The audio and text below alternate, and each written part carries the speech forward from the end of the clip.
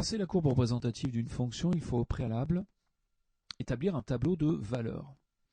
Alors, on va prendre l'exemple de cette fonction f de x égale moins x carré plus 2x plus 3. Et on va aller dans le menu table de la calculatrice, ici le menu 7. Alors, il y a déjà une fonction qui est entrée, on va réécrire par-dessus. Et je vais entrer cette expression. Alors, moins x carré, le moins à utiliser, donc là c'est la touche du signe du nombre relatif. La touche x, il y a une touche spéciale qui est ici. Le carré plus 2 x, inutile de mettre le signe multiplié, la calculatrice comprend, plus 3.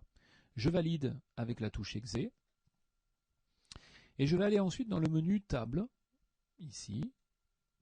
Et vous voyez qu'un premier tableau de valeurs apparaît, donc qui va de moins 10 jusqu'à plus 10, même plus 12.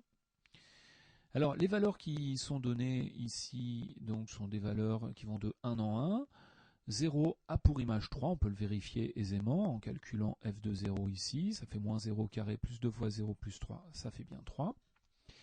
Et on peut modifier les paramètres de ce tableau. Pour cela, on va retourner dans le menu précédent en appuyant sur la touche Exit et aller dans le menu 7 qui va nous permettre de faire les différents réglages qui s'appelle également le menu Range. Vous voyez que la valeur de départ est de moins 10, la valeur d'arrivée est de 12. Eh bien, on peut choisir par exemple de commencer de moins 5 jusqu'à plus 5.